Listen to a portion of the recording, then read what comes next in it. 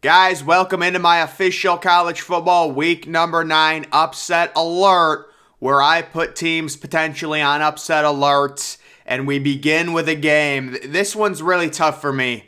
Ohio State at Penn State. Penn State's got a history of playing Ohio State really close, especially in Happy Valley. Penn State's coming off a very impressive win. Of course, we're left to have to kind of guess on if Penn State's game against Michigan was an aberration or is it actually legitimate.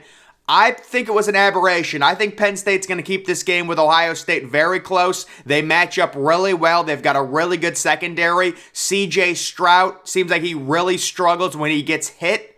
And then also Ohio State's run game, especially winning the line of scrimmage, something they're really struggling at. My major concern for Ohio State is being able to extend drives on those 3rd and 3s, those 4th and 1s.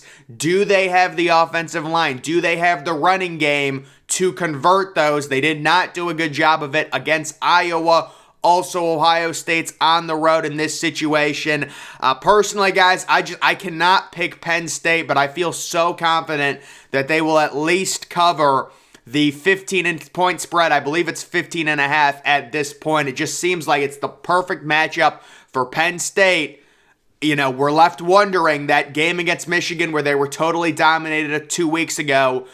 I'm thinking it was an aberration. Teams have aberration games all the time. These are 19, 20-year-old kids in college. You know, we saw Oregon week 1 against Georgia kind of have an aberration game. You know, so I think Penn State is a better team than what they showed against Michigan. They were on the road in that game. They're at home here. Ohio State has showed me some things. I know they had 54 points against Iowa, but if you actually watched that game, if you looked at the context, how they scored those points, it was a little bit fake. So I think Ohio State, you know, will they get to 36? I don't know if they'll get that high, but I do have it as a 9-point Buckeye victory. Penn State is going to play this game close, the big noon game on Saturday. Next, we've got Wake Forest traveling to Louisville, and I can't get a real good read right now on Wake Forest at this point. They're currently, I believe, -3.5. They were -4. It's been bet down.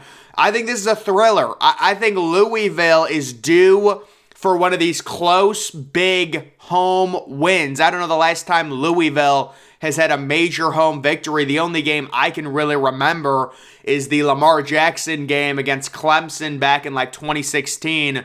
Or no, that was against Florida State. That was like 2015 when Florida State was ranked 2nd early in that season.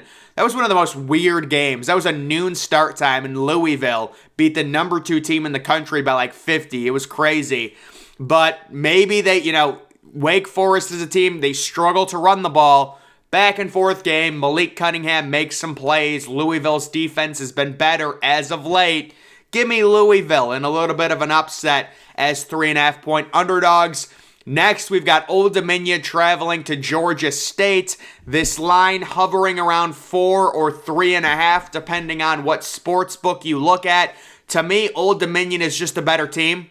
I realize they're on the road, but overall, I really like Old Dominion over a real average Georgia State team. I've got them winning this game outright. Kind of a weird score, 34-25. I just randomly thought of those numbers.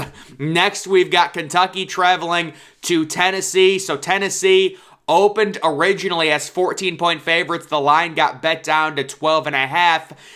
And this could be a situation where you've got a team like Kentucky coming off a bye week. Tennessee's been scoring like crazy. It's almost like they're due to kind of come back down to earth. Tennessee wins this game, but it's closer than people would think. Tennessee's offense struggles in the first half. Kentucky, with a healthy Will Levis, getting that extra week of rest and a good defense and also a running game, ball control type team. You know, that's going to contribute to this game being lower scoring than expected. I love the under 63.5.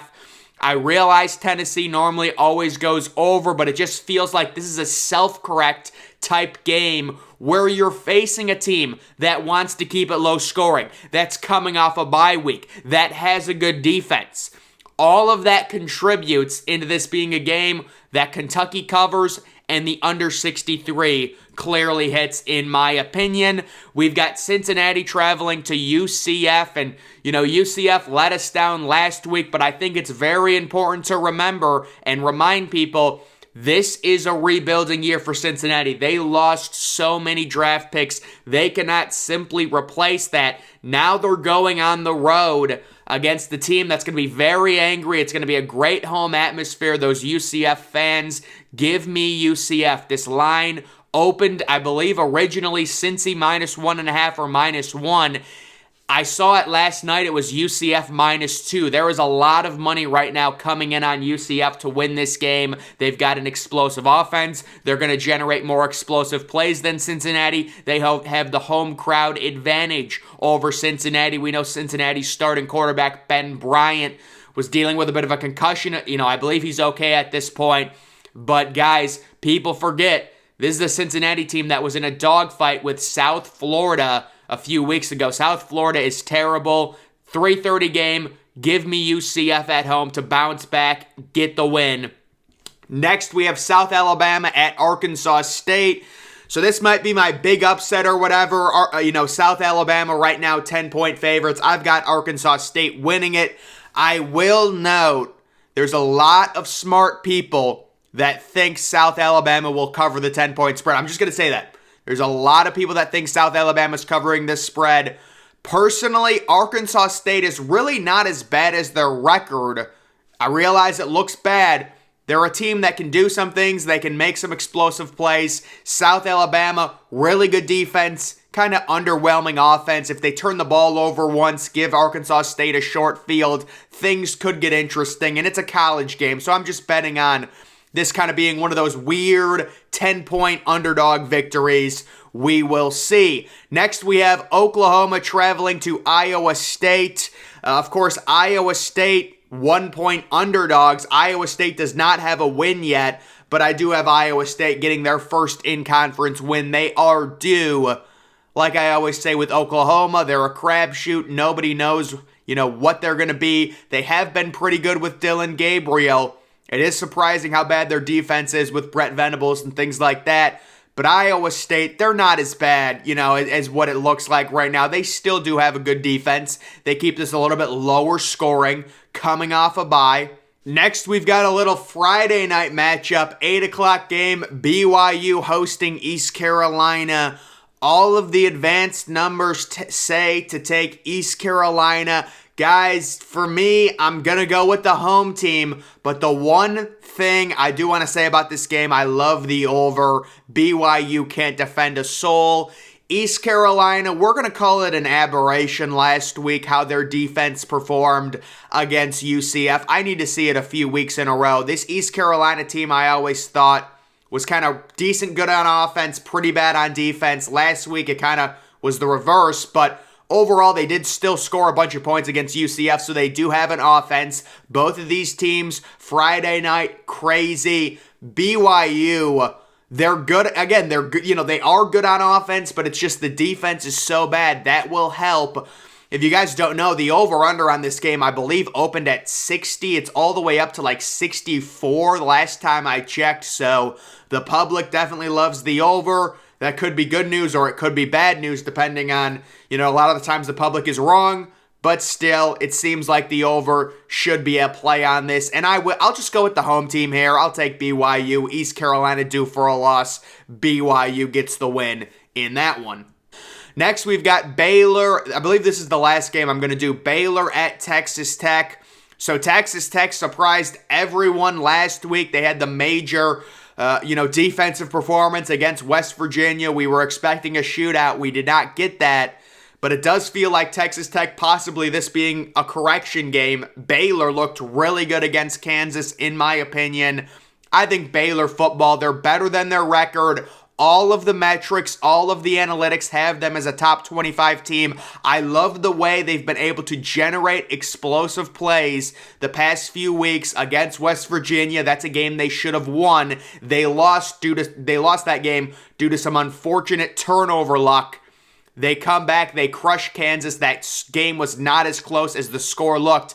It was not a 12-point game. I know that was the final score, but it was really an annihilation by Baylor. This is still a good football program with a really good coach. Texas Tech, I'm not fully buying them after their victory against West Virginia. I will take Baylor to get a big win on the road. Possibly, they're probably not going to get ranked because they do have 3 losses, but if they win this game, they're a team, the way their schedule sets up, they can go on a run in the Big 12 and really get a few different wins. I like their offense. I like what they're doing.